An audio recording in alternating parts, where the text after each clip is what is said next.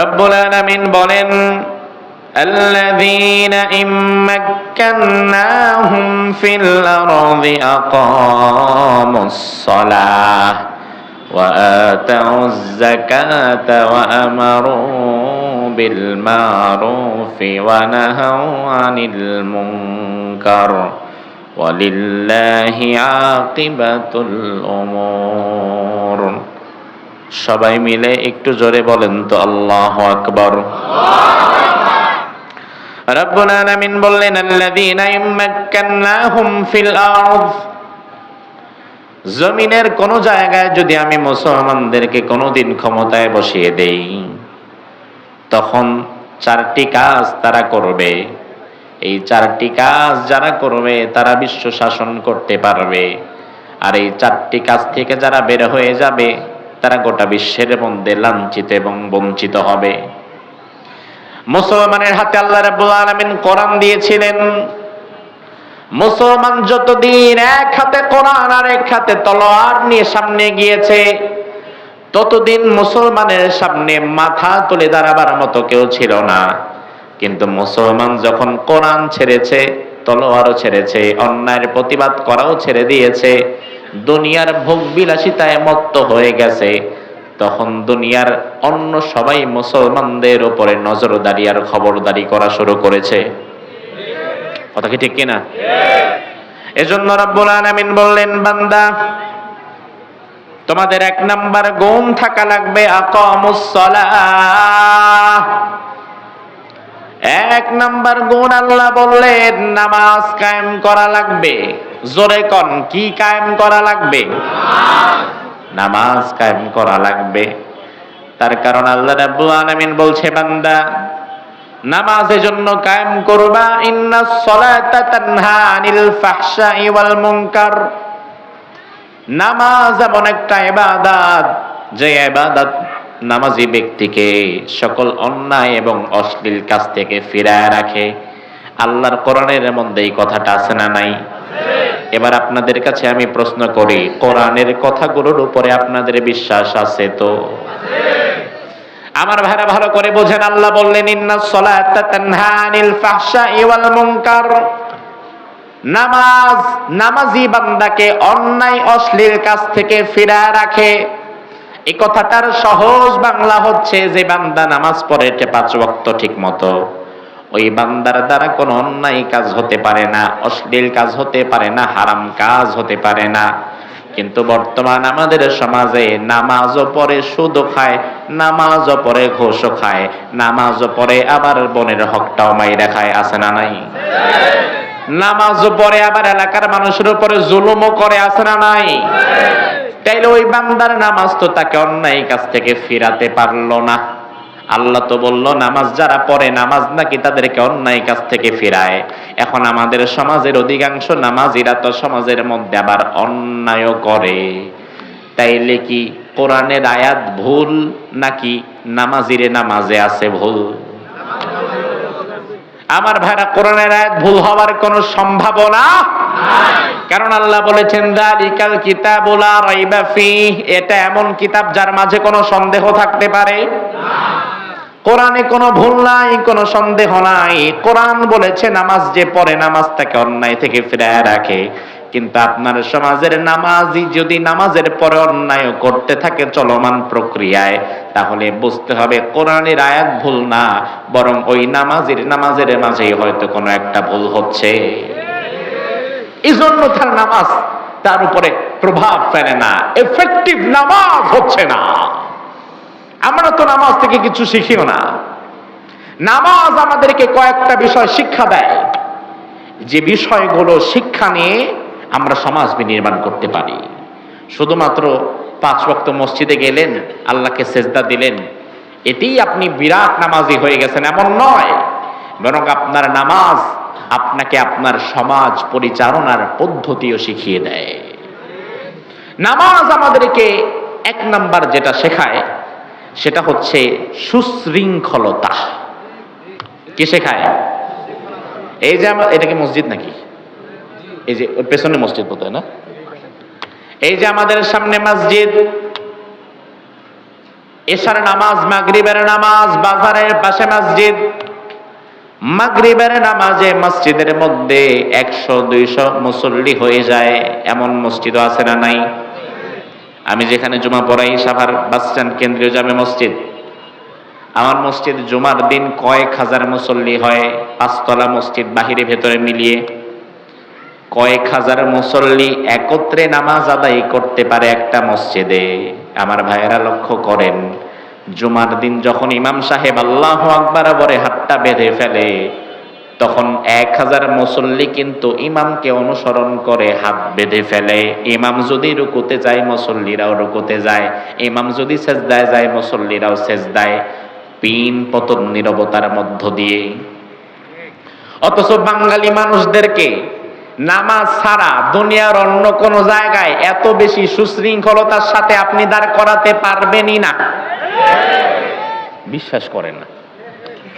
বিশ্বাস যদি না করেন, তাইলে আজকে এক ডেকসি খিচুড়ি মাহফিলের পরে আইনে এখানে দেন, আর মাহফিলের পরে শুধু বলেন মুনাজাতের পরে আপনারা তবারক নিয়ে বাড়ি যাবেন। তখন দেখা যাবে লাইনে ধাক্কা ধাক্কি করতে গিয়া চিত্রশাইলের অনেক মানুষ খিচুড়ির ডেকসির ভিতরে ঢুকবে। আমার ভাইরা লক্ষ্য করেন, তাইলে নামাজ আমাদেরকে সুশৃঙ্খলতা শেখায়, অথচ আমাদের সমাজের মধ্যে শৃঙ্খলার বড় অভাব। তাইলে আমরা যদি আমাদের নামাজকে আল্লাহর দরবারে পৌঁছাতে চাই, নামাজে আমাদের যেমন সুশৃঙ্খলতা, সমাজেও তেমন থাকার দরকার আছে না নাই? 2 নাম্বার, নামাজ আমাদেরকে ঐক্যবদ্ধভাবে একজন আমিরের আনুগত্য করা শেখায়। মুসলমান কখনো ছিন্ন বিচ্ছিন্ন ভাবে চলবে না। মুসলমান সব সময় চলবে নির্দিষ্ট একজন আমিরের আনুগত্যের মধ্য দিয়ে। আমার মন চাইছে আমি ডান দিকে হাঁটবো না, আমার মন চাইছে আমি বাম দিকে যাব না। মুসলমান সব সময় একজন সেন্ট্রাল লিডারশিপ ফলো করবে, যার কথায় মুসলমানেরা উঠবে বসবে, এমন একজন নেতৃস্থানীয় যোগ্য আমির মুসলমানদের থাকা লাগবে। এইবার রমাজানে আমরা ঈদের নামাজ আমি পড়েছিলাম মক্কাতুল মুকাররমায়। লাইলাতুল কদরের কয়েকটি রাত মক্কাতুল মুকাররমায় আমি ছিলাম। আপনারা জানেন, যারা খবর দেখেছেন, মক্কা এবং মদিনায় এই বছর রমাজানে রেকর্ড সংখ্যক মানুষের উপস্থিতি ছিল। মিডিয়া প্রমাণ করেছে, প্রকাশ করেছে, মক্কাতুল মুকাররমায় লাইলাতুল কদরের রাতে 50 লক্ষ মানুষ একসাথে নামাজ পড়েছে। 50 লক্ষ মানুষ একসাথে আমরা নামাজে দাঁড়ালাম। আব্দুর রহমান আস-সুদাইস ইমাম, তার পেছনে আমরা নামাজ আদায় করলাম। সুদাইসি সাহেব যখন সেজদায় আমরা সেজদায়, তিনি যখন দাঁড়ায় আমরা দাঁড়াই, তিনি হাত তুললে আমরা হাত তুলি, তিনি রুকুতে গেলে আমরা রুকুতে যাই। আমরা মানুষ কিন্তু 50 লাখ, গোটা বিশ্বের সব দেশের মানুষ এখানে আছে। কিন্তু আমাদের ইমাম যখন যা করে, আমরা ইমামকে অনুসরণ করে তাই করি। এখান থেকে মুসলমানেরা যদি একটা শিক্ষা নিতে পারত, মুসলমানদের যদি এমন একজন যোগ্য নেতা থাকতো, আমির থাকতো, 50 লাখ মুসলমান কাবার চত্বরে একজন ইমামকে যেমন ফলো করে, গোটা বিশ্বের 200 কোটি মুসলমান যদি পৃথিবীর একজন ইমামকে এমন ভাবে ফলো করত, যার কথা আমরা নির্বিঘ্নে মেনে নিতাম, যিনি শুধু আমাদের মসজিদের ইমাম নয়, যিনি আমাদের রাজনৈতিক মতাদর্শ এবং সমাজের ইমাম হতেন, এবং তিনি হতেন আমাদের জিহাদের ইমাম। আমরা তার কথা শুনতাম এবং মানতাম। গোটা পৃথিবীর যে কোনো এক আনাচে কানাচে মুসলমানদের উপরে যদি কোনো আক্রমণ আসতো, আঘাত আসতো, আমাদের ইমাম তখন বলতো, এই ইহুদিরা, এই খ্রিস্টানেরা, এই মুশরিকেরা, থেমে যাও। ফ্রান্সে আক্রমণ হলে ফ্রান্স সরকারকে তিনি হুঁশিয়ারি দিত। ইসরায়েলে ফিলিস্তিনে আক্রমণ হলে ইহুদিদেরকে তিনি হুঁশিয়ারি দিত, থেমে যাও। তোমরা যদি না থামো, আবার যদি আক্রমণ করো, 200 কোটি মুসলমানকে আমি জিহাদের ডাক দেব। এবং তিনি যদি 200 কোটি মুসলমানদেরকে জিহাদের ডাক দিত, আমরা নামাজের ইমামকে যেমন ফলো করি, নামাজের ইমাম সেজদায় গেলে আমরা সেজদায় যাই, নামাজের ইমাম রুকুতে গেলে আমরা রুকুতে যাই, তাহলে আমাদের জিহাদের ইমাম যিনি হতেন, তিনি যদি আমাদেরকে ডাক দিতেন, ইসরায়েলের ইহুদিরা ফিলিস্তিনিদের উপরে চলমান প্রক্রিয়ায় জুলুম করেই যাচ্ছে, তারা কোনো কথা শুনছে না, বিশ্বের 200 কোটি মুসলমান যার যা আছে তা থেকেই তোমরা ইসরায়েলের দিকে হেঁটে চলো, লং মার্চ করো, তাহলে 200 কোটি মুসলমান যদি জিহাদের ইমামের কথা শুনে ইসরায়েলের সামনে দাঁড়িয়ে যেত, তাইলে 73 লাখ ইহুদিদের বিরুদ্ধে যুদ্ধ করা লাগতো না, 200 কোটি মুসলমানের থুতুর ধাক্কায় তো তারা ভেসে চলে যেত।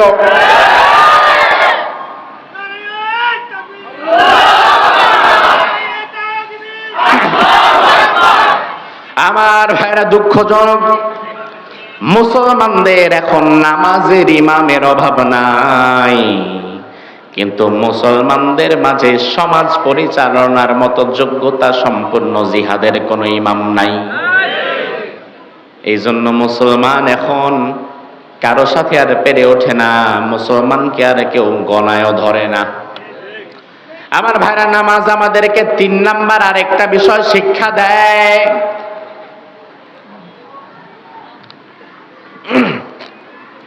সেই বিষয়টা হচ্ছে কোরআন সুন্নাহর আয়নায় নেতার ভুল শুধরিয়ে দেওয়া। এই যে আমাদের মসজিদ, ফজরের নামাজ হবে আগামীকাল।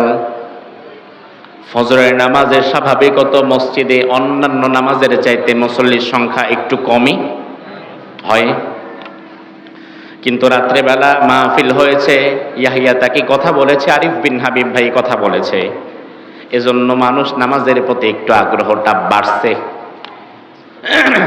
এবার হঠাৎ করে ফজরের সময় মুসল্লি হয় 20 জন, আগামীকাল ফজরে আপনাদের মসজিদে মুসল্লির সংখ্যা হয়ে গেছে 100 জন।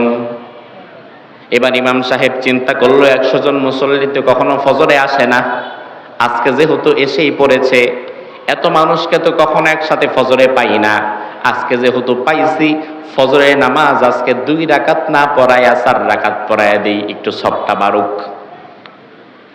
এই চিন্তা থেকে আপনাদের ইমাম যদি ফজরের নামাজ 2 রাকাতের জায়গায় সালাম না ফিরিয়ে আবার দাঁড়িয়ে 3 নাম্বার রাকাত শুরু করে, আপনারা কি পড়বেন? কথা কয় না। আপনারা কি করবেন? করবেনটা কি? না ভাল লাগে না, হুজুর 3 রাকাত পড়তেছেন কেন, আমি বাড়ির দিকে চলে যাই, এটা? আপনি যখন দেখলেন আপনার ইমাম 2 রাকাতের জায়গায় সালাম না ফিরিয়ে 3 নাম্বার রাকাতের জন্য দাঁড়িয়ে গিয়েছে, ওই মুহূর্তে আপনি মুসল্লি, আপনার একটা দায়িত্ব আছে। আপনার দায়িত্ব ইমামরে ফালায় রেখে বাড়ির দিকে ছুটে যাওয়া নয়, বরং আপনার দায়িত্ব কোরআন হাদিসের মাধ্যমে ইমামের ভুলটা শুধরিয়ে দেওয়া। আপনি তখন বলবেন আত-তাসবিহু লির-রিজাল। যদি আমাদের দেশে প্রচলিত হয়ে গেছে আল্লাহু আকবার, তাকবীর, তবে রাসূল হাদিসের মধ্যে বলেছেন আত-তাসবিহু লির-রিজাল, পুরুষদের জন্য তাসবিহ। তাসবিহ মানে সুবহানাল্লাহ। ইমাম যদি রাকাত ভুল করে, আপনি বলবেন সুবহানাল্লাহ, সুবহানাল্লাহ, সুবহানাল্লাহ। আপনি লোকমা দিবেন, আপনি বুঝায় দিবেন, ইমাম আমি আসলে তোমার অনুসরণ করার জন্য মসজিদে আসি নাই, আমি মূলত আল্লাহ এবং আল্লাহর রাসূলকে অনুসরণ করি।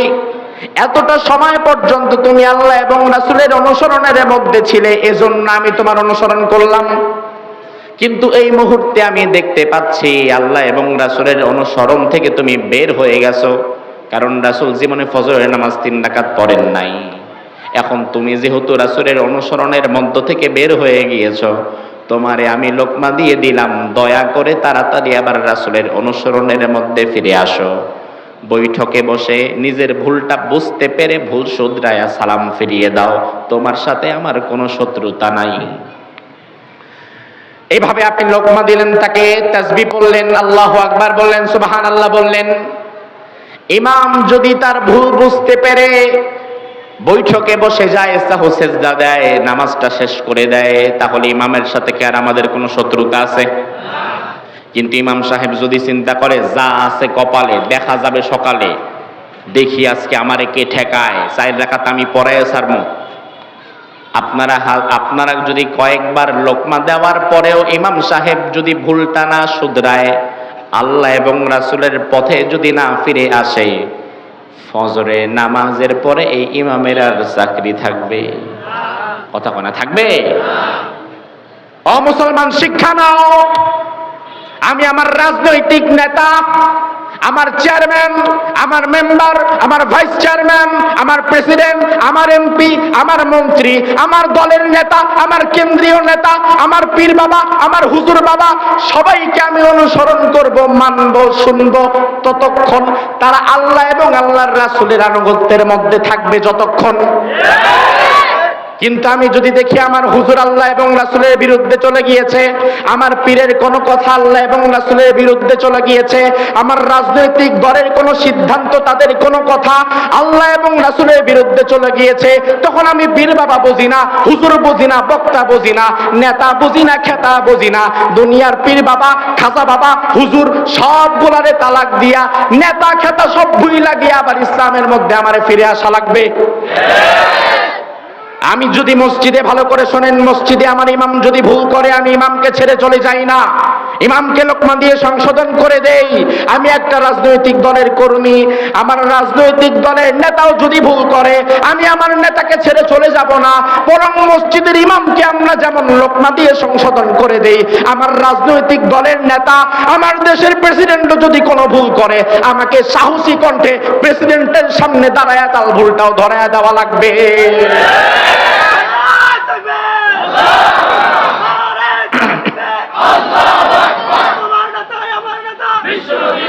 আমার ভাইরা লক্ষ্য করেন, এখন আমাদের সমাজে মসজিদে ইমামের ভুল ধরার মতো লোকের কোনো অভাব নাই, কিন্তু সমাজের নেতার ভুল ধরার মতো লোকের বড় অভাব।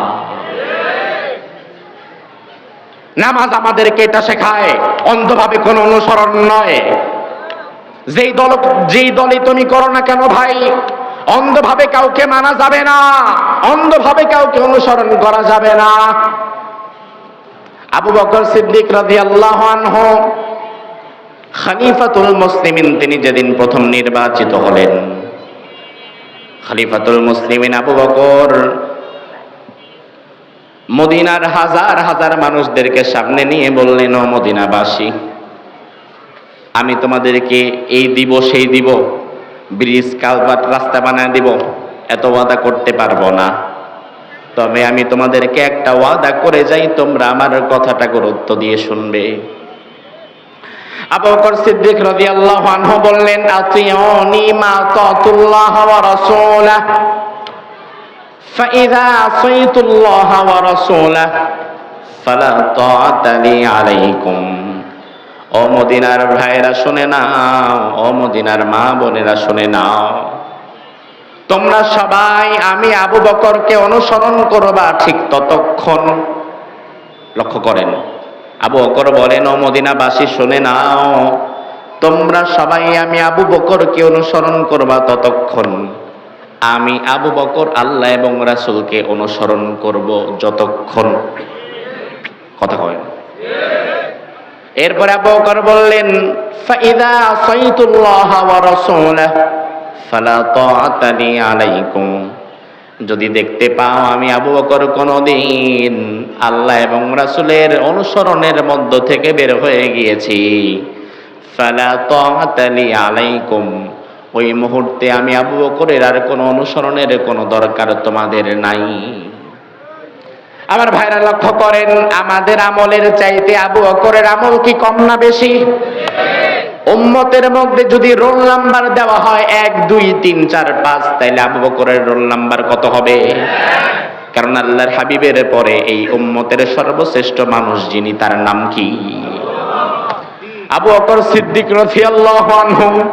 আল্লাহর হাবিব বললেন, ও উম্মতেরা শুনে নাও, তোমাদের সবার আমলগুলো যদি এক পাল্লায় রাখা হয়, আর আমার আবু বকর আমার সাথে গারে হেরায় যে একটা রাত ছিল, ওই এক রাতের আমল যদি এক পাল্লায় রাখা হয়, তোমাদের গোটা দুনিয়ার সবার আমলের চাইতে একা আবু বকরের আমলের পাল্লাটা ভারী হয়ে যাবে।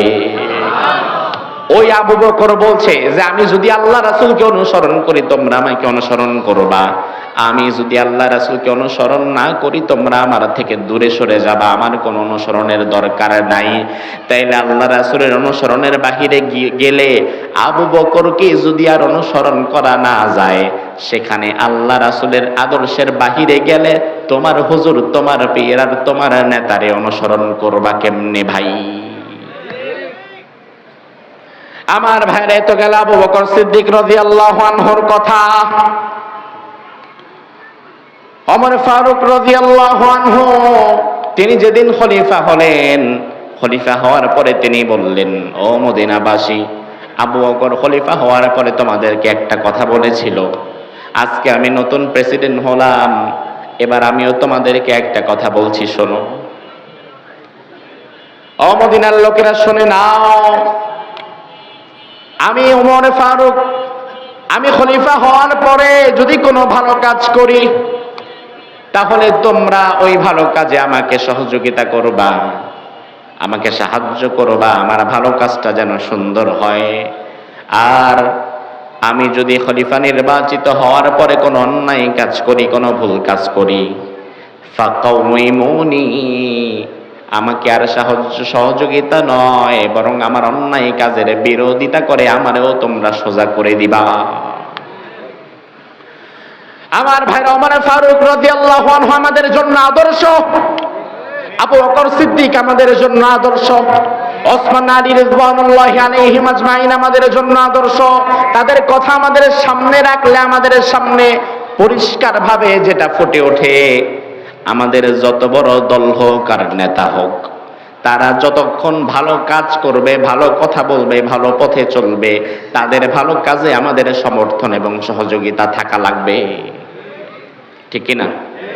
এই মুহূর্তে বর্তমান অন্তর্বর্তীকালীন সরকার বাংলাদেশ পরিচালনা করছে অন্তর্বর্তীকালীন সরকার। এই মুহূর্তে ডক্টর ইউনূস যখন কোনো ভালো কাজ করবে, ভালো কথা বলবে, দেশের কল্যাণে, মানবতার কল্যাণে ভালো কোনো সিদ্ধান্ত নিবে, ওই সিদ্ধান্ত ডক্টর ইউনূস সাহেবের কথা, কাজ এবং সিদ্ধান্ত যদি ভালো হয়, ইসলামের সাথে মিলে যায়, তাহলে ওই সিদ্ধান্ত বাস্তবায়নের জন্য আমাদের সবাইকে নিজেদের জায়গা থেকে এগিয়ে আসতে হবে। আর আমরা যদি দেখি ডক্টর ইউনূস অন্য কারো পাতা ফাঁদে পা দিয়ে মুসলমানদের দেশে এমন কোন বিধান বা এমন কোন কাজ চালু করতে যাচ্ছে যেই কাজটা কোরআন হাদিসের সাথে সাংঘর্ষিক, কোরআন হাদিস যেই কাজের অনুমতি দেয় না, তাহলে ওমর ফারুকের কথা অনুযায়ী ওই মুহূর্তে ডক্টর ইউনূস সাহেবের কথাটাকেও আমাদেরকে ডাস্টবিনে ছুঁড়ে ফেলে দিয়ে তার বিরুদ্ধেও আমাদেরকে প্রতিবাদ করতে হবে। তার কারণ বিগত দিনে আমরা প্রতিবাদ না করে চুপ করেছিলাম বলেই ধীরে ধীরে স্বৈরাচার তৈরি হয়েছিল। স্বৈরাচার এটা একদিনে হুট করে তৈরি হয়ে যায় না, অথবা আসমান থেকে নেমে আসে না, জমিন থেকে ফুরে বের হয় না। সমাজের ভালো মানুষের নীরবতার কারণেই ধীরে ধীরে সমাজে স্বৈরাচার আর জালিম তৈরি হয়। আমার ভাইরা, আল্লাহ রাব্বুল আলামিন এজন্য বললেন নামাজ, এক নাম্বার গুণ থাকবে নামাজ। যারা নামাজ কায়েম করবে, নিজেরা নামাজ পড়বে, পরিবারে পড়াবে, সমাজে পড়াবে।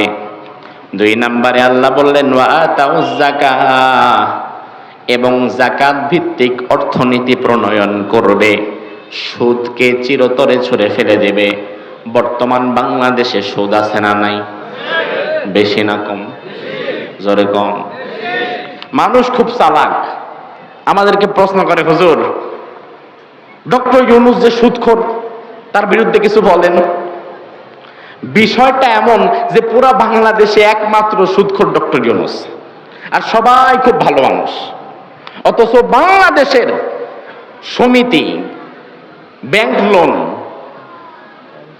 ওই এনজিও, সমবায় সমিতি, অমুক তমুক, এগুলা হিসাব করলে দেখা যাবে বাংলাদেশের 100% মানুষের 95% মানুষ নানানভাবে সুদের সাথে সম্পৃক্ত।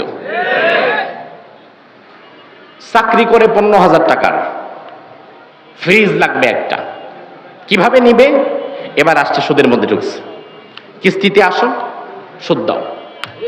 এই আসো, মোটরসাইকেল নাও, সুদ দাও। ব্যাংক থেকে বাড়ি করবা, টাকা নাই, জমি আছে, সুদ নাও। তুমি একটা ব্যবসা করবা, রিক্সা কিনবা, রিক্সার ব্যাটারি নষ্ট হয়ে গেছে, 10,000 টাকা লাগবে, কারো কাছে কর্জে হাসানা পাবেন না। কিন্তু সুদের জন্য যান, মাশাআল্লাহ 10,000 টাকায় 50,000 টাকা নিয়ে দাঁড়িয়ে আছে। সুদের অভাব নাই। তাহলে সুদের সাথে যেই জাতির 95% মানুষ জড়িত, ওই জাতির নেতা ডক্টর ইউনূস না হয়ে কি ইমাম মাহদী হবে? ভাবখানা এমন যে আমার তো একটা ইমাম মাহদী লাগবে। আরে ভাই, আপনি নিজে ইসলাহ হন, কারণ যেই জাতি যেমন ওই জাতির মাথায় উপরে আল্লাহ বসায়ও তেমন। আপনি নিজে ভালো হন, নিজে ইসলাহ হন, নিজেকে পরিশুদ্ধ করেন। রব্বুল আলামিন বললেন, বান্দা নামাজ কায়েম করবা, যাকাত আদায় করবা, 3 নম্বরে ওয়া আমারু বিল মারুফ, সৎ কাজের আদেশ দান করবা, 4 নম্বরে ওয়া নাহাউ আনিল মুনকার, অন্যায় কাজ থেকে বাধা প্রদান করবা। আমার ভাইরা, এটা অনেক বড় একটা দায়িত্ব। নামাজ পড়া যেমন বড় দায়িত্ব, যাকাত আদায় করা যেমন বড় দায়িত্ব, সৎ কাজের আদেশ দেওয়া এবং অন্যায় কাজে বাধা দেওয়া তেমন বড় একটা দায়িত্ব। বর্তমান সমাজে নামাজি লোক পাবেন, হজ করনেওয়ালা হাজি লোক পাবেন, রোজাদার রোজা রেখেছে এমন রোজাদার ব্যক্তি পাবেন, কিন্তু সমাজে সৎ কাজের আদেশ দেয়, অন্যায় কাজ হতে দেখলে বাধা দেয় এমন লোকের সংখ্যা খুবই কম। ঠিক কিনা? যত দিন যাচ্ছে সৎ কাজের আদেশ দেওয়া এবং অন্যায় কাজে বাধা দেওয়ার যে মানসিক প্রবণতা, এটাও ধীরে ধীরে কমে যাচ্ছে। এই যে আমার সামনে মুরব্বীরা আছেন, 5, 10, 15, 20 বছরের ছেলেরা আছেন, 50, 60 বছরের মুরব্বীরা আছেন, আপনাদেরকে আমি একটু মনে করিয়ে দিতে চাই, আজ থেকে 25 বছর 30 বছর আগে আমরা যখন ছোট ছিলাম, তখন আমরা একটা বিষয় দেখতাম। এই বসো, লাগবে না, এই মনোযোগ নষ্ট করিও না। আমার ভাইরা লক্ষ্য করেন, আজ থেকে 25 বছর আগে, 20 বছর আগে আমরা যখন ছোট ছিলাম, তখন আমরা দেখতাম সন্ধ্যার আধার যখন নেমে যেত, মাগরিবের আজান যখন হয়ে যেত, মাগরিবের পরেও যদি কোনো পোলাপান মাঠে বসে থাকতো, রাস্তার ধারে বসে থাকতো, মুরব্বীরা বাজারে যাওয়ার সময়, মসজিদে যাওয়ার সময় ধমক একটা দিয়ে আমাদেরকে বাড়ির দিকে পাঠিয়ে দিত। এটা কি মিথ্যা? এই এলাকার অবস্থাও হয়তো এমন ছিল। মাঠের মধ্যে পোলাপান খেলতেছে, মাগরিবের আজান হয়ে গেছে, মুরব্বী যাচ্ছে বাজারে, মুরব্বী ধমক দিতাই, এখনো মাঠে কি? আজকে আর খেলা লাগবে না, যা কালকে খেলিস, যা বাড়ির দিকে যা, পড়তে বস। মুরব্বীর ধমক খায় আমরা আর মাঠে থাকতাম না, আমরা চলে যেতাম ঘরে, কুপি বাতি হারিকেন জ্বালায় পড়তে বসে যেতাম। অথচ আমার ভাইরা আজকে লক্ষ্য করেন, সন্ধ্যা তো ভালো, রাত 9টা 10টা 11টা বেজে যায়, ক্লাস 5, 6, 7 এর পিচ্চিপ ছেলেরা, হাঁটুর বয়সী পোলাপান মাঠের মধ্যে বসে, দোকানের পাশে বসে, অন্ধকার জায়গায় বসে বিড়ি খায়, গাঞ্জা খায়। কোন মুরব্বী ধমক দেওয়া তো দূরের কথা, যেন দেখেও না দেখার ভান করে হেঁটে চলে যায়। আমাদের সময় আমাদেরকে ধমক দেওয়া হতো, বাড়ির দিকে পাঠিয়ে দিত।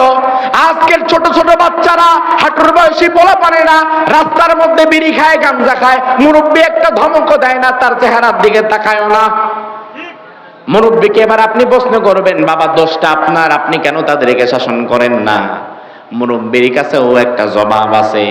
মুরব্বী তখন বলবে, হুজুর আপনারা যখন ছোট ছিলেন আপনারা ভালো ছিলেন, আপনাদেরকে ধমক দিলে আপনারা বাড়ির দিকে চলে যেতেন আর কথা বলতেন না, কিন্তু বর্তমান ক্লাস 5, 6 এর পোলাপান রাস্তার পাশে দাঁড়ায়া আড্ডা মারে আর বিড়ি খায়।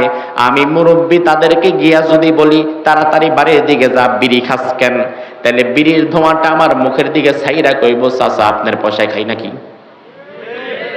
আছে না নাই? এমন বেয়াদব আছে না নাই? মুরব্বী বলবে যে আমার একটা অপমান করলো, আমি লজ্জা পাইলাম সবার সামনে, তাইলে আমি অন্যায় বাধা দিব কেন? অন্যায় কাজে আমি কেন বাধা দিব? আমি তো অপমান হয়ে গেলাম। আমি তখন আপনাকে বলবো, মুরব্বী বাবা, ও মুরব্বী বাবা, মুরব্বী চাচা, আপনি আপনার হাতকে শক্ত করেন, মনকে শক্ত করেন। কারণ অন্যায় বাধা দেওয়া, সৎ কাজের আদেশ দেওয়া, অন্যায় কাজে বাধা দেওয়াটা ছোটখাটো কোনো বিষয় নয়। সৎ কাজের আদেশ দেওয়ার জন্য অন্যায় কাজে বাধা দেওয়ার লক্ষ্যে আল্লাহর হাবিব মার খেয়েছেন, তার দাঁত ভেঙে গিয়েছে। অন্যায় বাধা দেওয়ার কারণে আমির হামজার কলিজাটা দ্বিখণ্ডিত হয়ে গিয়েছে।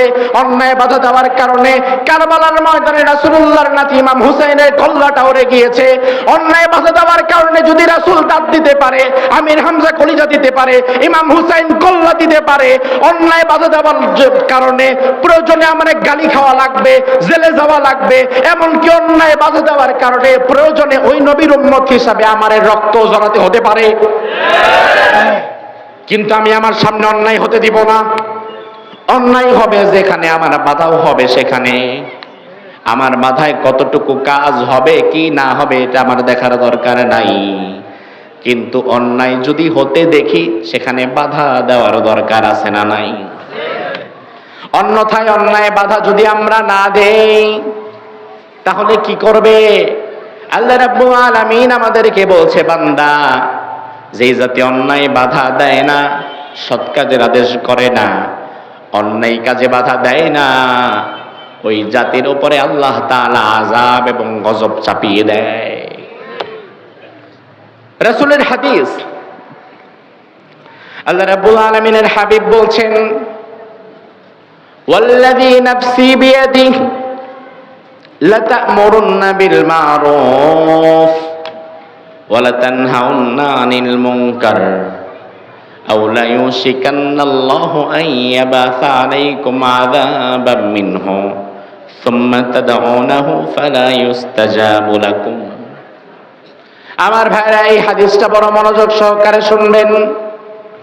আল্লাহর হাবিব বলেন, ও আমার উম্মতেরা, যেই সত্তার হাতে আমার প্রাণ, ওই সত্তা, ওই আল্লাহ তাআলার কসম করে আমি নবী তোমাদের বলছি, অবশ্যই তোমরা সৎ কাজের আদেশ দিবা এবং অন্যায় কাজ থেকে বাধা দিবা। এই কথাটা বলার আগে রাসূল কিন্তু আল্লাহর কসম করেছেন। আল্লাহর হাবিব বলেন, উম্মতেরা, আমি আল্লাহর কসম করে বললাম, অবশ্যই তোমরা সৎ কাজের আদেশ দিবা, অন্যায় কাজে বাধা দিবা। বলছেন মুহাম্মদ সাল্লাল্লাহু। আর যদি তোমরা এই দায়িত্বে অবহেলা করো, সমাজে অন্যায় হবে, তুমি যদি বাধা না দাও, সমাজে জুলুম চলবে, তুমি যদি প্রতিবাদ না করো, সমাজের মানুষকে যদি ভালো কাজের আদেশ তুমি না করো, আও লা ইউশিকান্নাল্লাহু আন ইয়াবাসা আলাইকুম আযাবাম মিনহু সুম্মা তাদউনাহু ফালা ইউস্তাজাবু লাকুম। হাদিসের এই অংশটা বড় ভয়ঙ্কর। আল্লাহর হাবিব বললেন, তোমরা যদি সৎ কাজের আদেশ না করো, অন্যায় কাজে বাধা না দাও, তাহলে আল্লাহ রাব্বুল আলামিন তোমাদের মাথার উপরে এমন আযাব, এমন গজব চাপায়া দিবে, এমন জালিম স্বৈরাচারে বসায়া দিবে। ওই আযাব গজব, ওই জালিম স্বৈরাচারের কবল থেকে বাঁচার জন্য তোমরা এরপরে আল্লাহর দরবারে দোয়া করে বলবা, আল্লাহ তুমি আমাদের বাঁচাও, আল্লাহ জুলুম থেকে বাঁচাও, আল্লাহ কষ্ট থেকে বাঁচাও। রাসূল বলে, ফালা ইউস্তাজাবু লাকুম, দোয়া যতই করবা আল্লাহ তখন আর কোনো দোয়া কবুল করবে না। তার মানে যে জাতির লোকেরা সৎ কাজের আদেশ দেয় না, অন্যায় কাজে বাধা দেয় না সরাসরি হাত দিয়ে, ওই জাতির লোকদের মুখের দোয়াও আল্লাহ তখন আর কবুল করে না।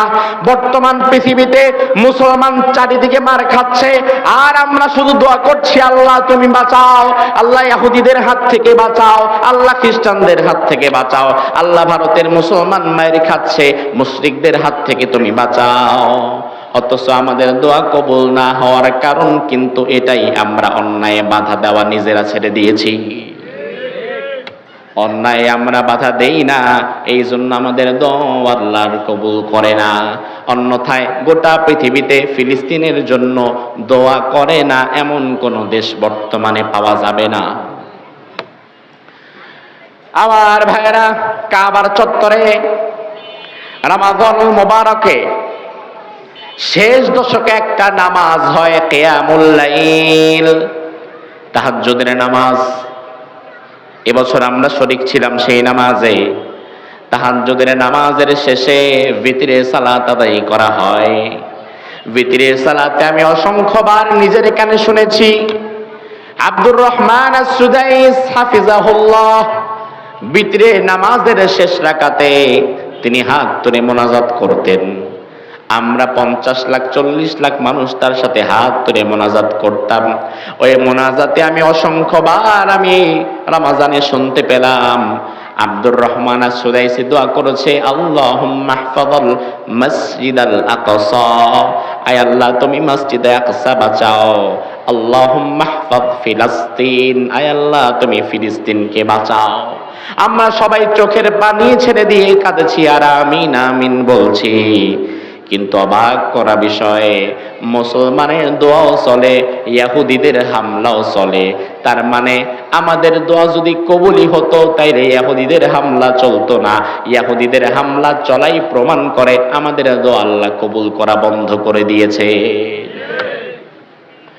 এবার যদি আপনাকে প্রশ্ন করা হয় তাইলে আপনি করবেনটা কি? দোয়া যদি কবুল করা বন্ধ হয়ে যায় আপনার কাজ কি? ও ভাই আমার, 200 কোটি মুসলমান বর্তমান পৃথিবীতে আছে, আর গোটা পৃথিবীতে ইহুদিদের সংখ্যা মাত্র 1.5 করোড়, 1.5 কোটি। গোটা পৃথিবীতে ইহুদি জাতি আছে মাত্র 1.5 কোটি। ইসরায়েলে আছে 73 লাখ, 73 লাখ। ইসরায়েলে 73 লাখ ইহুদির বসবাস। ইসরায়েলের চারপাশে কোনো ইহুদি রাষ্ট্র নাই, কোন খ্রিস্টান, কোন বৌদ্ধ, কোন কাফের রাষ্ট্র নাই। ইসরায়েলের চারপাশে যারা তারা সবাই কিন্তু মুসলমান। সিরিয়া, ইয়ামান, জর্ডান, মিশর, এই পাশে সৌদি আরব সবাই তো মুসলমান।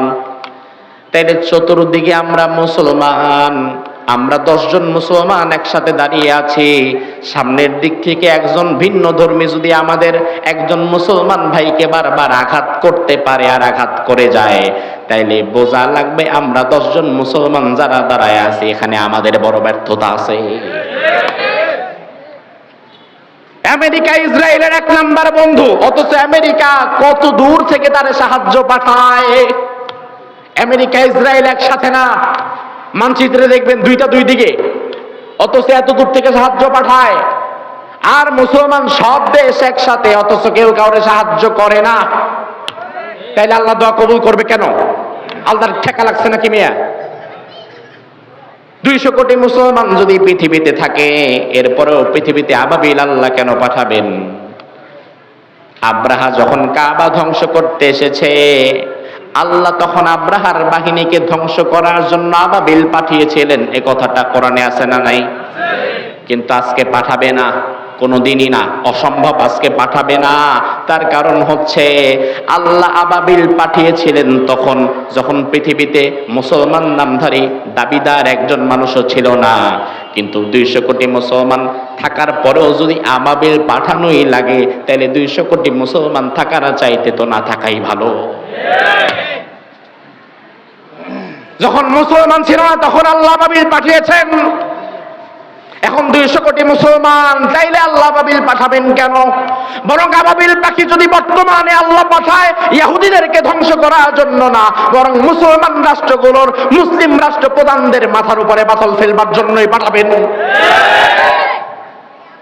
তাদের কাছে শক্তি, সামর্থ্য, টাকা পয়সা সব আছে, অথচ জিহাদের সেই মনোভাব নাই। অপর মুসলিম ভাইকে সাহায্য করার মানসিকতাটাও নাই। এমনকি যে আমি মিশরে ছিলাম এই রমজানে, আমরা মূলত ফিলিস্তিনি ভাইদের কিছু সহযোগিতা করার জন্য গিয়েছিলাম। তো মিশর ইমিগ্রেশন ক্রস করার আগেই জামিয়া আল আজহারের ছাত্ররা আমাকে জানিয়ে দিল, হুজুর ইমিগ্রেশনে তো আপনাকে জিজ্ঞেস করবে কেন আসছেন। আপনি যদি বলেন যে ফিলিস্তিনিদের সহযোগিতা করার জন্য আসছি, তাহলে ইমিগ্রেশন পুলিশ আপনারে আর ঢুকতেই দিবে না। আবার ব্যাক টু বাংলাদেশ, বাংলাদেশে যা। এজন্য আপনাকে বলতে হবে আমি টুরিস্ট হিসাবে আসছি। এরপরেও এয়ারপোর্টে মিশর ইমিগ্রেশনে পুলিশ আমাকে আর আমার সাথে আরেক আলেম ছিল, তাকে, আমাদের 2 জনকে 5 ঘন্টা আটকে রাখছে। এরপরে মিশরে আমরা যখন ফিলিস্তিনি ভাইদেরকে বিভিন্ন জায়গায় যতটুকু পারা যায় কিছু হাদিয়া উপহার সহযোগিতা করতে চাইলাম, পদে পদে বাধা। সরাসরি আপনি তাদেরকে সহযোগিতা করছেন, এটা ইজিপ্ট গভর্নমেন্ট আপনাকে খুব একটা পারমিশন দিবেও না। লুকিয়ে চুরিয়ে খুব কষ্ট করে ফিলিস্তিনের সেই মানুষদের কাছে খাবার পৌঁছাতে হয়। আমি চিন্তা করলাম, আহারে, ফিলিস্তিনের পাশে মিশর, জর্ডান, সিরিয়া, ইয়েমেন, এই পাশে সৌদি আরব, এত বড় বড় রাষ্ট্র সব একসাথে, অথচ ফিলিস্তিনের ভাইরা না খেয়ে পড়ছে। ফিলিস্তিনের ভাইদের অ্যাম্বুলেন্সটা হসপিটাল পর্যন্ত যাওয়ার জন্য অ্যাম্বুলেন্সে তেল পাওয়া যাচ্ছে না, অথচ সৌদি আরব নাকি তেলের খনি। ফিলিস্তিনের বাচ্চারা ক্ষুধার যন্ত্রণায় খাবার পাচ্ছে না, অথচ আরব বিশ্বগুলো যেই পরিমাণ খাবার নষ্ট করে, ওই এক বেড়ার খাবার দিয়ে ফিলিস্তিনের মানুষ এক সপ্তাহ খেতে পারবে। এত কঠোর এবং বাজে দৃশ্য আমি সেখানে দেখলাম, এবং মনে মনে শুধু এই হাদিসটাই চিন্তা করলাম, আহারে, মুসলমান শুধু আরেক ভাইকে এখন বিপদে ফেলে আল্লাহর কাছে দোয়া করে, আল্লাহ তুমি তারে বাঁচাও। আরে সব যদি আল্লাহ করে, তাহলে মুসলমান হয়ে তুমি জন্মগ্রহণ করলা কেন? মুসলমান হয়ে আল্লাহ তাআলা তোমাকে পাঠালেন কেন? আমার ভাইরা, এই জন্য আল্লাহ রাব্বুল আলামিন, আমরা যদি অন্যায় বাধা না দেই, সৎ কাজের আদেশ না দেই, রব্বুল আলামিন আমাদের মাথার উপরে আযাব এবং গজব চাপিয়ে দিবে, যেই গজব থেকে বাঁচা যাবে না, দোয়া করলেও দোয়া কবুল হবে না। তাহলে এই আলোচনা থেকে আবার এটা মিন করবেন না যে দোয়ার করা লাগবে না, মসজিদেও দোয়া করব না, মাহফিলেও দোয়া করব না, কোথাও দোয়া করব না। না ভাই না, আর দোয়া ও সিলাহুল মুমিন, দোয়া মুমিনের অস্ত্র, দোয়া করা লাগবে, দোয়া ছেড়ে দেওয়া যাবে না। তবে সব সময় শুধুমাত্র মসজিদে, মাদ্রাসায় আর মাহফিলে দোয়া করলে হয় না, মাঝে মাঝে দোয়ার স্থানটা একটু পরিবর্তন করা লাগে। আল্লাহর হাবিব সাল্লাল্লাহু আলাইহি ওয়াসাল্লাম মক্কা থেকে হিজরত করে মদিনায় চলে গেলেন। এক বছর যেতে না যেতেই মক্কার কাফের মুশরিকেরা 1000 সৈন্যবাহিনী নিয়ে বদরের প্রান্তরে হাজির হয়ে গিয়েছে আক্রমণের জন্য। আল্লাহর হাবিব সাল্লাল্লাহু আলাইহি ওয়াসাল্লাম মদিনার মসজিদ নববীতে বসে দেখলেন মুসলমানদের রমজান মাস চলছে, এর উপরে মুসলমান যারা আছে তাদের সংখ্যা দাঁড়ায় মাত্র 313 জন, আর কাফেরদের সংখ্যা দাঁড়ায় 1000। মুসলমানদের সংখ্যা কত? জোরে কোন। কাফেরদের সংখ্যা কত? মাসটা কোন মাস? জোরে। রমজান মাস। তাইলে রমজান মাসে মুসলমান তো না খেয়ে থাকবে স্বাভাবিক, তবে কাফেরের তো না খেয়ে থাকার কোনো কথা না। আল্লাহর হাবিব সাল্লাল্লাহু আলাইহি ওয়াসাল্লাম আল্লাহর উপর ভরসা করে হাতে তলোয়ার নিয়ে 313 জন ক্ষুধার্ত সাহাবীদেরকে নিয়ে মসজিদে নববী থেকে বের হয়ে গেলেন বদরের প্রান্তরের দিকে। আপনারা যারা মক্কা মদিনায় গিয়েছেন, বদরের প্রান্তর আপনারা যারা দেখেছেন, মদিনা থেকে 170 কিলোমিটার দূরে বদরের প্রান্তর।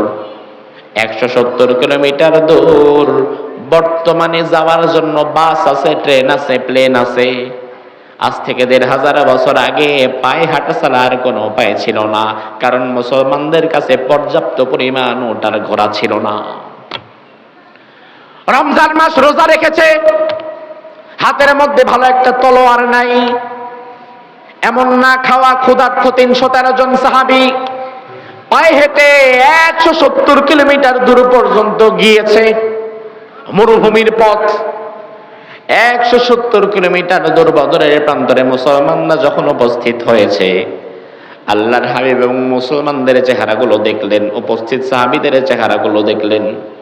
আল্লাহর হাবিব এক একজনের চেহারার দিকে তাকিয়ে দেখলেন, আহারে আমার বেলাল পেটের মধ্যে পাথর বাঁধা, ক্ষুধার যন্ত্রণায় বেলাল পেটের মধ্যে পাথর বেঁধে রেখেছে, যুদ্ধ করবে কিভাবে? সাহাবায়ে কেরামের দিকে রাসূল তাকিয়ে আর সহ্য করতে পারলেন না, সরাসরি সিজদায় পড়ে গেলেন। আল্লাহু আকবার। লম্বা একটা সিজদা দিলেন, কারণ আমার আল্লাহ বলেছেন আকরাবু মা ইয়াকুনুল আবদু মির রাব্বিহি ওয়া হুয়া সাজিদ। বান্দা যখন সিজদায় চলে যায়, বান্দা তখন আল্লাহর সব চাইতে নিকটবর্তী হয়ে যায়।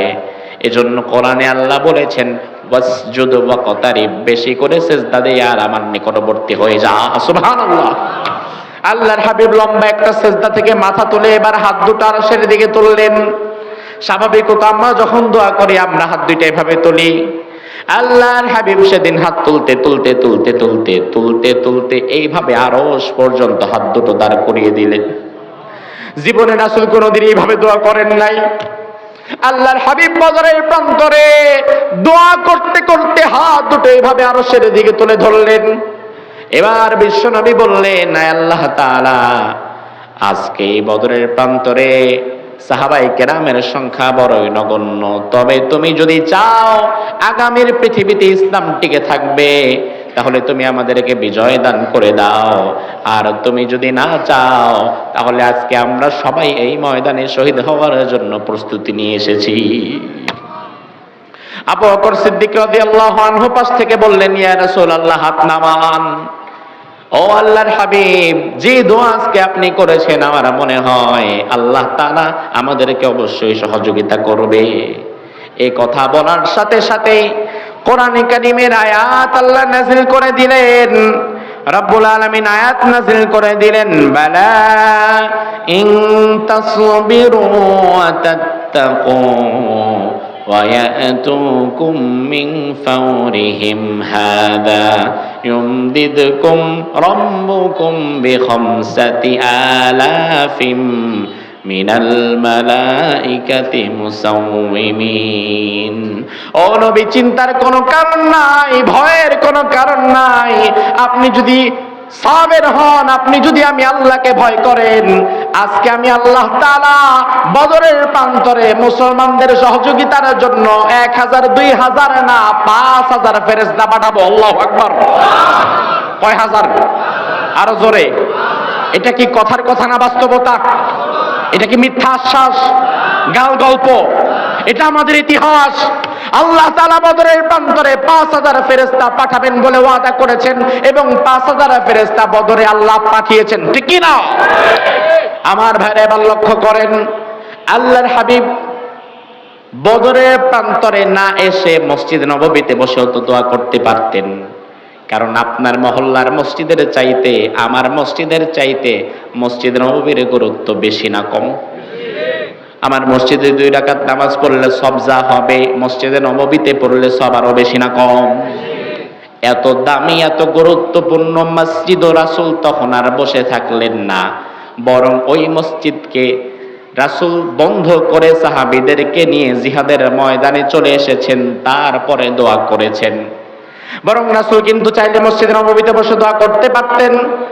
আল্লাহর হাবিব রাসূল আল্লাহকে বলতে পারতেন, আল্লাহ, রমজান মাস রোজা রাখছি, 170 কিলোমিটার যাবো কেমনে? এর উপরে আমাদের আছেই মাত্র 313। আমরা তো পারবো না, আমাদের শক্তি নাই, অস্ত্র নাই, শস্ত্র নাই, সৈন্যবাহিনী নাই। আয় আল্লাহ তাআলা, তুমি ফেরেশতা পাঠাও, যারা 1000 আসছে তুমি 5000 ফেরেশতা পাঠায় তাদেরকে সেখানে নির্মূল করে দাও। এমন দোয়া করার সুযোগ রাসূলের আছে না নাই? করেছেন? করেছেন? তার মানে রাসূল বুঝিয়ে দিলেন, উম্মতেরা, সব সময় দোয়া মসজিদে করলে হবে না, সব সময় দোয়া মাদ্রাসায় করলে হবে না, সব সময় দোয়া শুধু মাহফিলে বসেই করলে হবে না, মাঝে মাঝে দোয়া করা লাগবে জিহাদের ময়দানে যাওয়ার পরে। মুসলমানেরা আজ দোয়া করে শুধু মসজিদে, দোয়া করে শুধু মাহফিলে, দোয়া করে শুধু মাদ্রাসায়, কিন্তু রাজপথে নামার পরে দোয়ার করে না। কিন্তু আগে আমাদেরকে রাজপথে নামা লাগবে, জিহাদের ময়দানে যাওয়া লাগবে, তারপরে দোয়া করার দরকার আছে না নাই? আমার ভাইরা লক্ষ্য করেন, মুসলমান যদি আজ 200 কোটি মুসলমান যদি আজ হাতে হাত রেখে ঐক্যবদ্ধ হয়ে যায়, সব বাদ দেন, ফিলিস্তিনের পাশে যে মুসলমান দেশগুলো রয়েছে, জর্ডান, মিশর, সিরিয়া, ইয়েমেন, সৌদি আরব, ওই পাশে তুরস্ক, এই মুসলিম বিশ্বগুলো যারা তুলনামূলক কাছাকাছি রয়েছে, তারা যদি একত্রিত হয়ে দাঁড়িয়ে যায়, ইসরায়েলের ক্ষমতা আছে নাকি আর ফিলিস্তিনে আক্রমণ করার? ক্ষমতা আছে। কিন্তু ওই যে আমরা শুধু দোয়া করি, বাংলাদেশের বক্তারাও দোয়া করে, হুজুররাও দোয়া করে, আমিও দোয়া করি, আপনারাও দোয়া করেন, আব্দুর রহমান আর-সুদাইস তিনিও দোয়া করে, সব দোয়া করে, কিন্তু কার্যত ফিলিস্তিনের পক্ষে জিহাদ করার মতো কেউ এগিয়ে যায় না। আমেরিকা যখন ইসরায়েলকে সহযোগিতা করার কথা বলে, আমেরিকা শুধু কথার কথা বলে না, শুধু দোয়া করে না, বরং আমেরিকা তার বন্ধু ইসরায়েলকে সহযোগিতা করার জন্য ড্রোন পাঠায়, বিমান পাঠায়, ফাইটার জেট পাঠায়, ডলার পাঠায়, অস্ত্র শস্ত্র সব পাঠায়। আর একমাত্র মুসলমান পৃথিবীতে এমন এক জাতি যারা শুধুমাত্র তাদের বন্ধুর কল্যাণের জন্য দোয়াই করে, দোয়াই করে, দোয়াই করে, কিন্তু কিচ্ছু করে না, কিছুই করে না, খালি দোয়াই করে।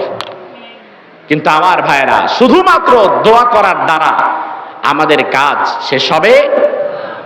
এজন্য আল্লাহ রাব্বুল আলামিন আমাদেরকে বলছেন, কুনতুম খায়রা উম্মাহ উখরিজাত লিন-নাস তা'মুরুনা বিল মা'রুফ ওয়া তানহাউনা আনিল মুনকার। তোমরা হচ্ছে সর্বশ্রেষ্ঠ জাতি, যাদের তৈরি করা হয়েছে মানবতার কল্যাণে। মানবতার কল্যাণে তোমাদের সৃষ্টি করা হয়েছে। তোমাদের কাজ হচ্ছে তা'মুরুনা বিল মা'রুফ ওয়া তানহাউনা আনিল মুনকার, সৎ কাজের আদেশ দিবা এবং অন্যায় কাজ থেকে বাধা দিবা। এই জন্য আপনি যদি মনে করেন আমি সৃষ্টির সেরা হব, আমি আশরাফুল মাখলুকাত হব, আশরাফুল মাখলুকাত পরিচয় দিতে পারবেন তখন, আপনি মানবতার কল্যাণে কাজ করতে পারবেন যখন, আশরাফুল মাখলুকাত পরিচয় দিতে পারবেন তখন, আপনি সৎ কাজের আদেশ এবং অন্যায় কাজে বাধা দিতে পারবেন যখন। বর্তমানে আমাদের মানসিকতায় এটা নাই। সৎ কাজের আদেশ দেওয়া, অন্যায় কাজে বাধা দেওয়ার প্রবণতা এত বেশি কমে গিয়েছে। আল্লাহর হাবিব বললেন, আল আমরু বিল মারুফ ওয়ান নাহয়ু আনিল মুনকার খুলুকানি মিন খুলুকিল্লাহ, ফামান নাসারাহুমা নাসারাহুল্লাহ ওয়া মান খাযালাহুমা খাযালাহুল্লাহ। সৎ কাজের আদেশ দেওয়া এবং অন্যায় কাজে বাধা দেওয়া, এই দুইটা গুণ মূলত আল্লাহ তাআলার গুণ, এই দুইটা কাজ মূলত আল্লাহ তাআলার কাজ। কারণ হালাল পথে চলো, নামাজ পড়ো, রোজা রাখো, হারাম খেও না, মানুষকে কষ্ট দিও না, জুলুম করো না, এই আদেশ এবং নিষেধ সবার আগে আমাদেরকে যিনি করেছেন তিনি কে? এই কাজ মূলত আল্লাহর কাজ। এজন্য রাসূল বললেন, দুনিয়াতে এই কাজগুলো যারা নিজেরা করে তারা কেমন যেন আল্লাহর কাজগুলো করে নেয়, এবং আল্লাহ সুবহানাহু ওয়া তাআলা দুনিয়াতে তাদের যাবতীয় মান সম্মান এবং ইজ্জত মর্যাদাও বাড়িয়ে দেয়।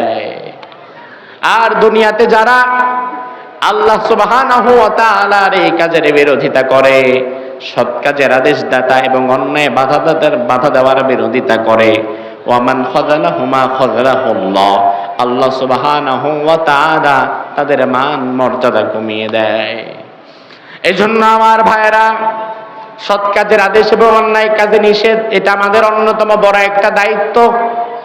এই দায়িত্বে যদি আমরা গাফেলতি করি, সমাজের ভারসাম্যতা নষ্ট হয়ে যাবে, সমাজের ইনসাফ নষ্ট হয়ে যাবে, সমাজে ধীরে ধীরে খারাপ মানুষ তৈরি হবে। এই যে আমরা বলি ছেলেরা খারাপ হয়ে গেছে, মানুষ খারাপ হয়ে গিয়েছে, কথা শোনে না।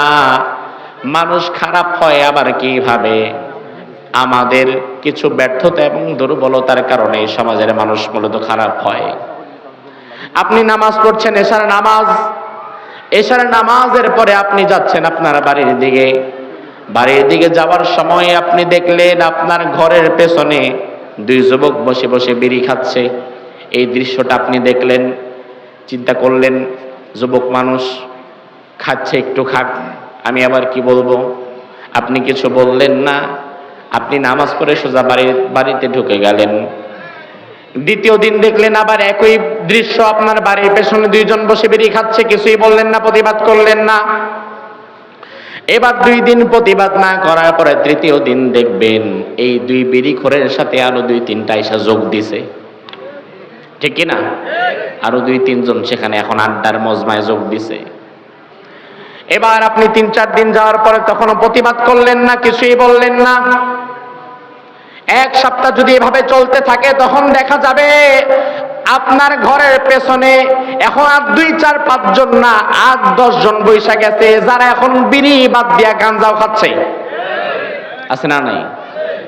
আপনি যদি প্রথম দিন প্রতিবাদ করতেন, দ্বিতীয় দিন এই পর্যন্ত আসার সাহস আর তারা পেত না।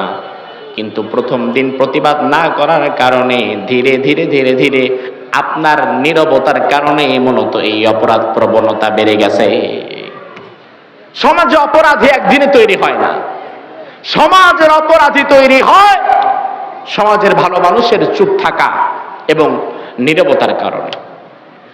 আমার ভাইরা, এই জন্য অন্যায় দেখলে নীরব থাকা যাবে না, অন্যায় দেখলে চুপ থাকা যাবে না, প্রতিবাদ করা লাগবে। প্রতিবাদ যদি না করেন, অন্যায়কারীদেরকে রব্বুল আলামিন যখন শাস্তি দিবেন, আল্লাহ তাআলা সেই শাস্তির মধ্যে আপনি যদি নীরবতা পালনকারী হন, আপনারাও সেই শাস্তির মধ্যে অন্তর্ভুক্ত করে নেবেন। বনি ইসরাইলের একটা জাতিকে আল্লাহ রাব্বুল আলামিন ধ্বংস করতে চাইলেন। আল্লাহর হাবিব বলেন, জিবরিল আমিনকে একদিন আল্লাহ বলেন, জিবরাইল যাও বনি ইসরাইলের এই এলাকাটা ধ্বংস করে দাও, এই এলাকার মানুষগুলো খারাপ হয়ে গিয়েছে। জিবরিল আমিন আসলেন, ধ্বংস করবেন। শাদীদুল কুওয়া জিবরিল আমিন পুরো এলাকা ধ্বংস করবেন। পুরো এলাকা ধ্বংস করতে আসার সময় দেখলেন এলাকার মধ্যে ছোট্ট একটা মসজিদ। এখন মসজিদ যেহেতু আছে, তার মানে 1-2 জন নামাজি থাকলেও থাকতে পারে। জিবরিল আমিন মসজিদের কাছে গিয়ে দেখতে চাইলেন, দেখি মসজিদে কেউ আছে নাকি। যাওয়ার পরে দেখলেন মসজিদের মধ্যে এক আল্লাহর বান্দা বসে বসে জিকির করতেছে। জিবরিল আমিন অবাক হয়ে গেলেন। জিবরিল আমিন ওই ব্যক্তির কাঁধের আমলনামাটা একটু স্ক্যান করলেন, চেক করলেন, দেখি কি অবস্থা। আমলনামা দেখে জিবরাইল আমিন আরো অবাক। এবার আল্লাহর দরবারে আবার চলে গিয়েছে। আল্লাহর কাছে জিবরিল আমিন গিয়ে বলে, আয় আল্লাহ, ইন্না ফীহিম মাবদাকা ফুলান। আয় রব্বে কারীম, আপনি তো আমাকে এই জনপদটা ধ্বংস করার জন্য পাঠালেন। আমি জনপদ ধ্বংস করব, ঠিক আছে, তবে আমি দেখলাম হঠাৎ করে একটা মসজিদ, সেখানে একজন ব্যক্তি আপনার জিকির করছে। এত বেশি জিকির করছে, এত বেশি জিকির করছে, তার কাঁধের আমলনামা চেক করার সময় আমি দেখলাম সারা জীবনে চোখের পলক পড়তে যতটুকু সময় লাগে, লাম ইয়াসিক তরফাতাইন, জীবনে এতটুকু সময়ও আপনার জিকির থেকে নিজের গাফেল রাখে নাই। তাহলে আমাদের চাইতে আমলের দিক থেকে তার আমল বেশি না কম? বেশি না কম? এবার জিবরিল আমিন বলে, আয় আল্লাহ, আপনি তো তার ব্যাপারে আমার আলাদা কোনো দিক নির্দেশনা দেন নাই। আপনি যদি বলেন আমি তাহলে মেহেরবানি করে তারে অন্য কোনো এলাকায় নিরাপদে নিয়ে যাব, তারপরে এলাকাটা ধ্বংস করব। আল্লাহ রাব্বুল আলামিন বললেন, জিবরাইল আকলিবহা আলাইহি ওয়া আলাইহিম। ও জিবরাইল, আমি কোন স্বার্থপর মানুষের জন্য জান্নাত বানাই নাই। পুরো এলাকার মানুষ খারাপ কাজ করছে, এলাকার মানুষ জুলুম করছে, অন্যায় করছে, অশ্লীলতার মধ্যে ডুবে গিয়েছে, আর তুমি তখন মসজিদের মধ্যে বসে বসে একা একা জিকির করবা, একা একা জান্নাতে যাওয়ার চেষ্টা করবা। পুরো এলাকার মানুষ জাহান্নামের দিকে হাঁটছে, তুমি তাদেরকে সতর্ক করো না, অন্যায় বাধা দাও না, সৎ কাজের আদেশ দাও না, একা একা শুধু জান্নাতে যায় কাঁঠাল খাবা।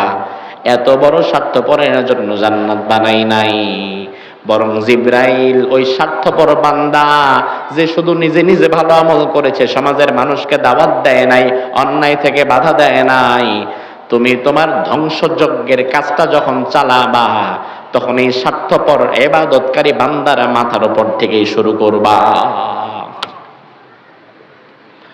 আমার ভাইরা, এটা হাদিস বানানো কথা না। তাহলে আমাদের সমাজের পরিস্থিতি কি? বর্তমান সমাজে যদি অন্যায় হয়, জুলুম হয়, অত্যাচার হয়, তাইলে অশ্লীলতা যারা করে, জুলুম যারা করে, হারাম কাজ যারা করে, আল্লাহ তাআলা যদি তাদের পাপাচারের কারণে কোনো গজব দেয়, আমরা ভালো মানুষেরা যদি চুপ করে থাকি, তাদেরকে বাধা না দেই, ওই গজবের মধ্যে আমরাও তো শামিল হয়ে যাব, ঠিক কি না?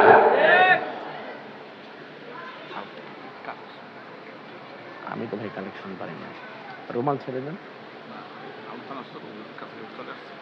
না না না, 11টা 12 বেজে গেছে, আমি শেষ করে দিচ্ছি, আপনারা কালেকশন করে ফেলেন। আমার ভাইরা লক্ষ্য করেন, আমি কিন্তু বেশি ছেড়ে দিব না, যদি বেশি না আসে আমি ছেড়ে দিব, আপনারা বিকল্প প্রস্তুতি নেন। আমার ভাইরা লক্ষ্য করেন, আল্লাহ রাব্বুল আলামিনের জন্য বলছেন, বান্দা আল্লাযীনা ইয়াত্তাবিউনার রাসূলান নাবিয়্যাল উম্মিয়্যাল্লাযীনা আমানু। ও ঈমানদারেরা শুনে নাও, এমন একজন রাসূল আমি আল্লাহ সুবহানাহু ওয়া তাআলা তোমাদের দিলাম, যে রাসূল তোমাদের মধ্য থেকে আগত, ইয়ামুরুহুম বিল মারুফ ওয়া ইয়ানহাহুম আনিল মুনকার ওয়া ইউহিল্লু লাহুমুত তাইয়্যিবাত ওয়া ইউহাররিমু আলাইহিমুল খাবাইস। যে রাসূল তোমাদেরকে সৎ কাজের আদেশ দিতে বলে, অন্যায় কাজে বাধা দিতে বলে, তোমাদের জন্য হালাল বস্তুসমূহকে বৈধতা দেয় এবং হারাম বস্তুসমূহকে অবৈধতা দেয়, নিষেধ করে। তার মানে আল্লাহ রাব্বুল আলামিন এখানে রাসূল সাল্লাল্লাহু আলাইহি ওয়াসাল্লামের কাজ আমাদেরকে শুনিয়ে দিলেন। আল্লাহর হাবিবের প্রধান কাজ ছিল ঈমান আমলের পরপরেই সমাজের মানুষকে সৎ কাজের আদেশ দেওয়া এবং অন্যায় কাজে বাধা দেওয়া। রব্বুল আলামিন এই কাজের জন্যই রাসূলকে পাঠিয়েছিলেন। এই কাজ শুধু রাসূল একাই করেন নাই, সাহাবায়ে কেরাম রিদওয়ানুল্লাহি আলাইহিম আজমাইন তারাও এই কাজ